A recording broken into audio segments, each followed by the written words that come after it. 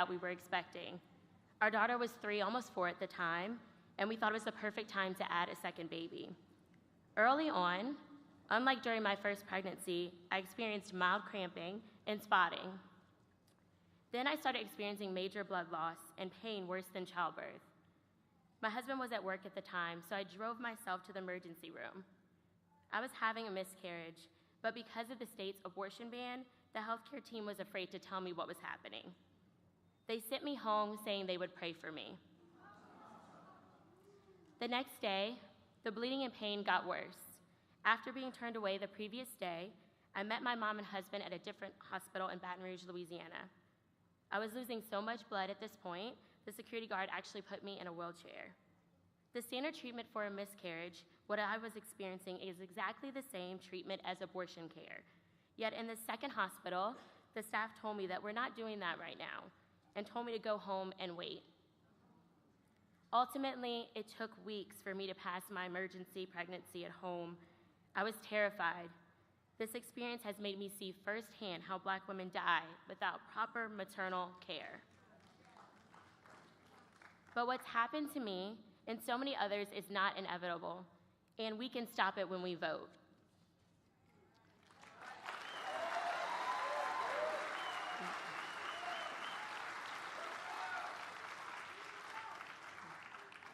While Donald Trump created a healthcare crisis for women all over this country, President Biden has been our unwavering champion.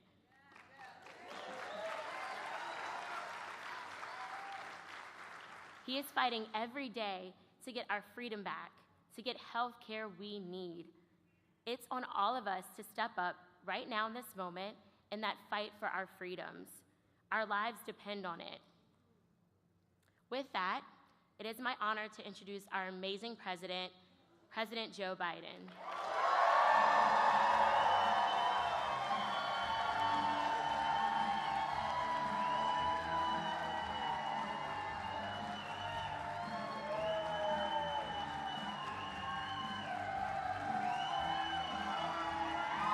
Hello, Florida.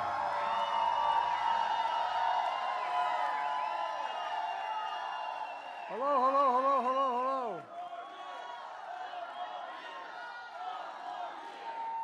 May God love you.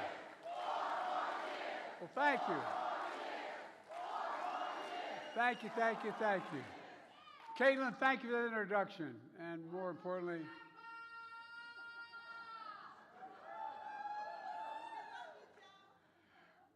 thank you for that introduction and for your courage, if you're back there, your courage and to share your story. That's not an easy thing to do. You know, Caitlin represents millions of women who are enduring unbearable pain and cruelty because of Donald Trump. Sadly, it's pain and cruelty that millions of women in Florida now face. You know, but as I said, as she just said, it's not inevitable. It's not inevitable. We can stop it. When you vote, we can stop it. And thanks to Representative Kathy Castor. There she is. Stand up, Kathy. Kathy's doing an incredible job in Congress, and is a great, great friend. Thanks for riding over with me from the airport. You know, the worst sentence in English language these days is, the president's at the airport. Means you got to show up, you know. But anyway, thank you. And I want to thank Debbie, our next U.S. Senator. Deb, stand up.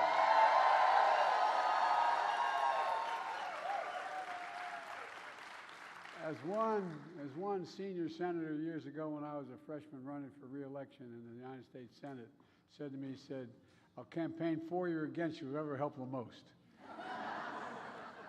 It's really important you win. This is a critical race. Debbie's running against Rick Scott, who wants to sunset Social Security. I think the voters are going to sunset Rick Scott.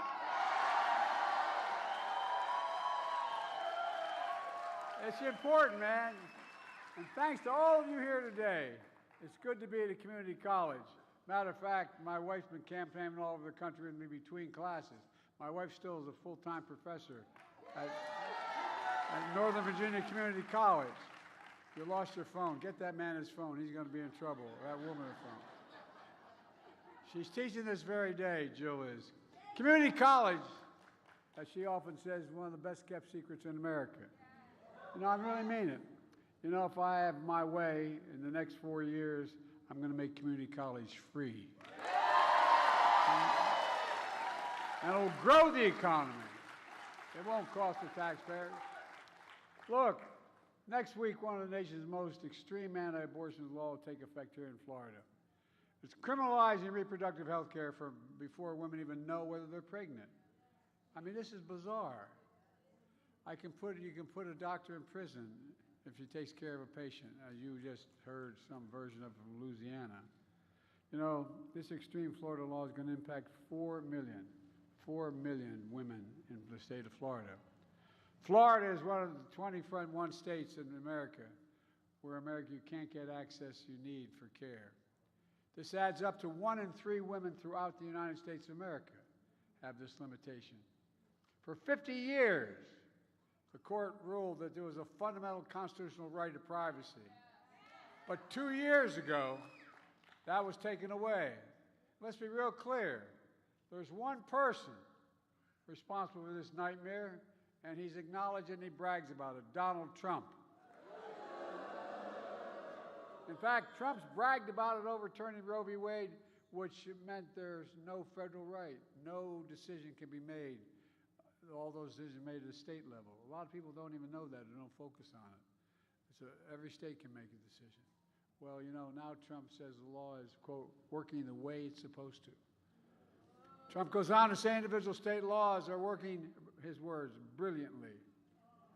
Brilliantly. It's a 6-week ban in Florida. It's really brilliant, isn't it? Even before women know they're pregnant. Is that brilliant? Look, just take a look at Arizona. That goes all the way back to 1864, before Arizona was even a state, before women had the right to vote, concluding that that's the law of the land in Arizona. And today, MAGA Republicans refuse to repeal that ban in Arizona. Trump is literally taking us back 160 years. He says it's up to the states, and this is all about states' rights. But he's wrong. The Supreme Court was wrong. It should be a constitutional right in the federal Constitution, a federal right. And it shouldn't matter where in America you live. This isn't about states' rights, it's about women's rights. I mean this. Look, folks, look. Now he's worried the voters will hold him accountable for saying he's responsible for getting Roe v. Wade overturned. Donald Trump is worried voters are going to hold him accountable for the cruelty and chaos he created. Folks, the bad news for Trump is we are going to hold him accountable. We are. He should be held accountable. He should be accountable for states enacting extreme laws that put IVF treatments at risk for women desperately trying to have families. Voters are going to hold Trump accountable for women being turned away from emergency rooms like my introducer was. Forced to travel hundreds of miles to get basic health care. Forced to go to court to plead for help to protect herself and her ability to have children in the future. Folks, voters are going to hold Trump accountable. When women are told by extreme politicians and judges to wait, get sicker and sicker, to the point where your life is determined and be in danger. Pregnant women in America are at risk, particularly black women in America. No, that's the statistic. Data shows they're already too likely to die from complications at birth. I believe voters are going to hold Trump accountable when family members and doctors are threatened with prosecution for trying to help them. Not only that, I believe voters are going to hold Trump accountable and his MAGA's extremist friends to prevent all women in America from getting safe and effective medication like methylprostone, approved by the FDA 20 years ago. They're trying to outlaw that now. For 50 years, the court had recognized that women in America had a fundamental constitutional right, and then Trump took it away by the deal he made. Now in America today, in 2024, women have fewer rights than their mothers and their grandmothers had because of Donald Trump. Look, I don't think we're going to let them get away with it, do you? No! And folks, in a sense, I don't know why we're surprised by Trump. How many times does he have to prove we can't be trusted? Trump bragged how proud he was to get rid of Roe v. Wade over. He took credit for it. He said there has to be punishment for women exercising their reproductive freedom. His words, not mine. He described the Dobbs decision as a miracle. Maybe it's coming from that Bible he's trying to sell. Whoa. I almost wanted to buy one just to see what the hell's in it.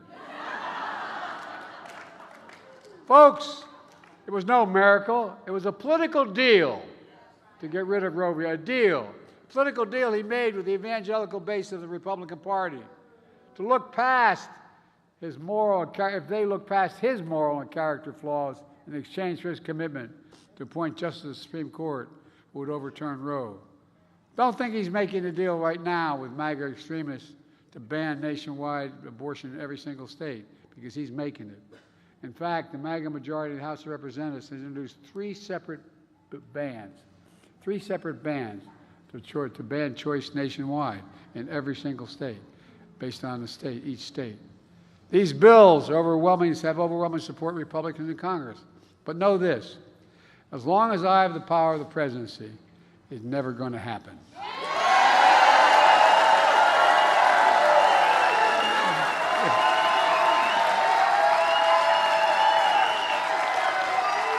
I mean it. If Congress ever passes a ban, I will veto that ban. Elected Democratic Congress, Kamala and I will make Roe v. Wade the law of the land again. Let's be clear. The overturning of Roe v. Wade also puts at risk broader rights of privacy for everyone. If you think I'm exaggerating, here's what Justice Thomas wrote in his concurring opinion in Roe v. Wade. He wrote that the future cases of the court should reconsider all substantive due process precedents from Griswold. Griswold legalized the use of contraception. And Obergefell legalized same-sex marriage. Justice Thomas means it, and so does Donald Trump. Again, here's what that means. The right to make the best decisions for your health, the right to use birth control, the right to marry the person you love. All that's at risk now because it's no longer viewed by some of our good friends in the court as a constitutional guaranteed right. Are we going to let that happen? No!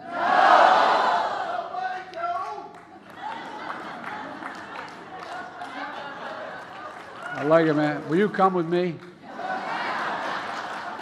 Folks, the extreme laws passed since overturning Roe v. Wade have no place in the United States of America. But what does have a place in America is your voice. This decision overturning Roe v. Wade and saying states should make the decisions of the court practically dared women to be heard. Here's what they wrote in that decision. Women are not without electoral or political power. No kidding. No kidding. I'm almost challenging you. I said at the time, I don't think the court or the MAGA Republicans have a clue about the power of women in America. I mean it. I mean it. But they're beginning to find out, since the Dobbs decision, which states said should make these decisions, the court said that the states should make decisions. States all over this country, from Ohio, Kansas, Michigan, Kentucky, Wisconsin, Virginia, women and men in every background voted to record numbers to protect, record numbers to protect reproductive freedom. This November, you can add Florida to that list. You can. Are you ready to do that? You got to show up and vote. Are you ready to protect freedom? It was Donald Trump who ripped away the rights of freedom of women in America. It'll be all of us who restore those rights for women in America. And when you do that, we'll teach Donald Trump and the extreme MAGA Republicans a valuable lesson. Don't mess with the women of America. I mean it. Folks, let's get this done. Go to joebiden.com, sign up, get involved. I know you all in this room are involved. Talk to your family and friends. Organize your community. Register voters. Get them out to vote. Old-fashioned way. Pick them up on election day. Call. Do you need a ride to the polls? And let's remember who we are. We're the United States of America, and there's nothing beyond our capacity if we work together. May God bless you all. May God protect our troops. Thank you, thank you, thank you. Thank you. We're going to get this done.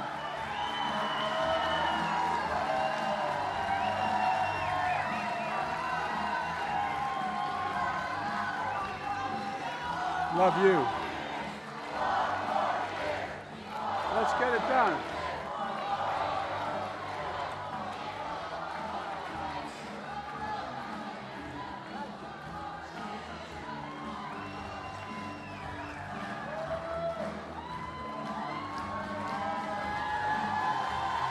Thank you, thank you, thank you. Get it done.